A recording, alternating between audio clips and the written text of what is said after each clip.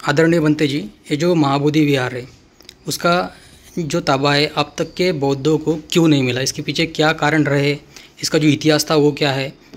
कृपया विस्तार से थोड़ा बताएं। बुद्ध गया का जो महाबोधि विहार है, ये बौद्धों के ताबे में न आने का मूल कारण है भिक्षुओं में एक तरीके से संज्ञानात्मक ढांचे की कमी का होना। दूसरा, हमारे देश का भिक्षु अलग अलग ढंग से अलग अलग बात कर रहा है, उसमें एक रूपता नहीं है। तीसरा, अभी हमारे देश के कुछ ऐसे भिक्षु हैं जो सरकार वर्तमान में है, उस सरकार के हेडक्वार्टर के ऑफिस के कुछ लोगों के पिट्ठू बने हुए हैं जो उनकी हाँ में हाँ करते हैं। जहाँ तक बौद्धों के ताबे में आने की बात है, तो सफलता तो ये मिली कि पहली बार जब से एक्ट बना, जब से पहली बार बुद्धिस्ट सेक्रेटरी बना। लेकिन ये बात मैं बड़े दुख के साथ कह रहा हूँ कि जो लोगों को वहाँ नियुक्त किया गया वो ईमानदारी से उसका संचालन नहीं कर सके। क्या कारण था, क्या कमी थी, मैं उसमें नहीं जाना चाहता। लेकिन जहाँ तक ताबे की बात है, वह भारत का बौद्ध एक मत एक रास्ते पर आए, इसके लिए मैं संघर्षशील हूँ। मैं जब बंदे बना तो मेरे जीवन का जो लक्ष्य है वो ये है, एक आदर्श समाज का निर्माण, एक आदर्श भिक्षु संघ का निर्माण और एक आदर्श पूजा पद्धति पूरे देश के भिक्षुओं की एक होनी चाहिए। जिस दिन आदर्श बौद्ध समाज का निर्माण होगा, जिस दिन आदर्श भिक्षु संघ का निर्माण होगा, जिस दिन सभी भिक्षुओं की पूजा पद्धति एक होगी, उसके लिए मैं कार्यरत और संघर्षशील हूँ। मुझे उम्मीद है कि कुछ लोग ये कहते थे कि इस आंदोलन में कुछ भी नहीं होगा, लेकिन सेक्रेटरी बौद्ध पहली बार बना। अभी मैं ये कह रहा हूँ कि एक बार पढ़ा, लोगों की मांग, लोग मुझसे कह रहे हैं कि बंते जी वो आंदोलन शुरू करो, बंते जी वो आंदोलन शुरू करो। बहुत से लोग, राजनीतिक पार्टी के लोग मुझसे कह रहे हैं। मैं आपके माध्यम से, आपके चैनल के माध्यम से लोगों से कहना चाहता हूँ, मैं किसी पार्टी पॉलिटिक्स का आदमी नहीं हूँ, न किसी पार्टी का समर्थन करता, न मैं किसी का विरोध करता।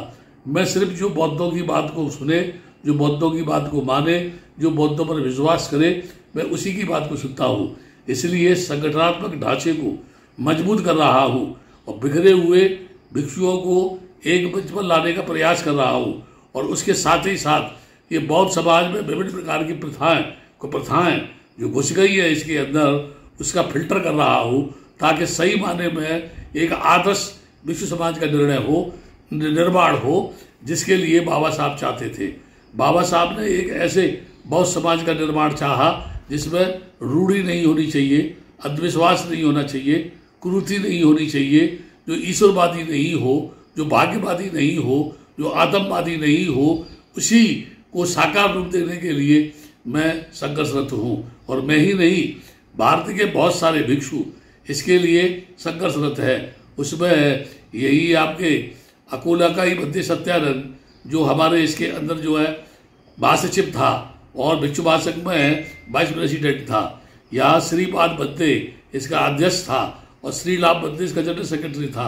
अभी पुनः पूरे देश में जन जागरण अभियान चला करके इसे शुरू करने जा रहा हूँ। और ये निश्चित तौर से मुझे विश्वास है कि जब सरकार अपने शासनकाल में राम मंदिर का निर्माण करा सकती है, तो बौद्धों को ये विश्वास है कि एक दिन ऐसा आएगा कि बौद्धों की समस्या का समाधान होगा।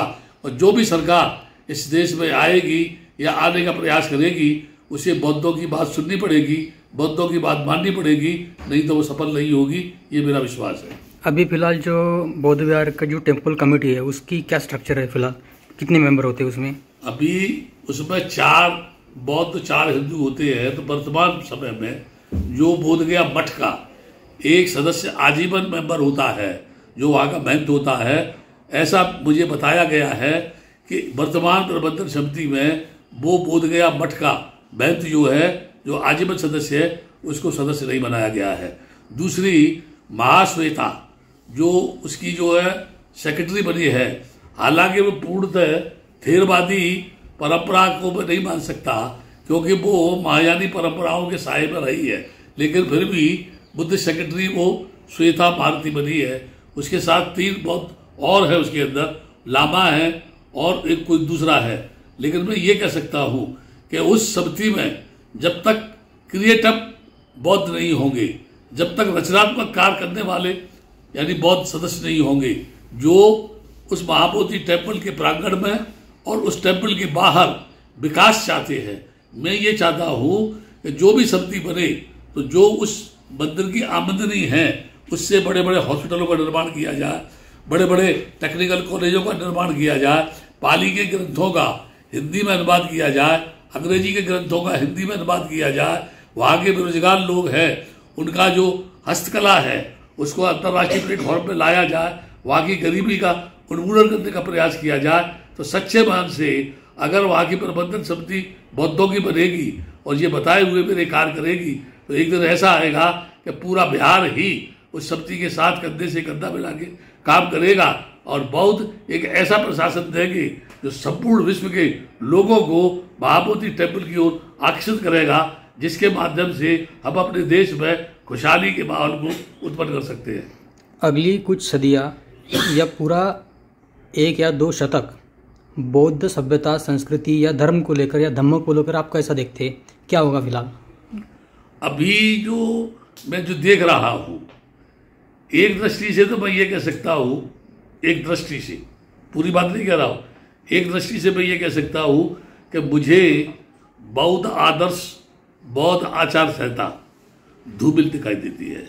लेकिन दूसरी तरफ जो बौद्ध भिक्षु बौद्ध बनो अभियान चला रहे हैं और लीगल बौद्ध बनाने में विश्वास करते हैं, हालांकि सरकार ने तरह तरह के कानून बना दिए हैं कि लोग बौद्ध नहीं बने, फिर भी लोग एफिडेविट बयान दे रहे हैं, स्वेच्छा से बौद्ध बन रहे हैं और स्वेच्छा से बौद्ध धर्म स्वीकार कर रहे हैं। अगर ये गति तेज हुई और इस गति को मैं तेज करूंगा तो निश्चित तौर से मैं कह सकता हूँ कि भारत में बौद्ध धर्म का भविष्य बहुत अच्छा है।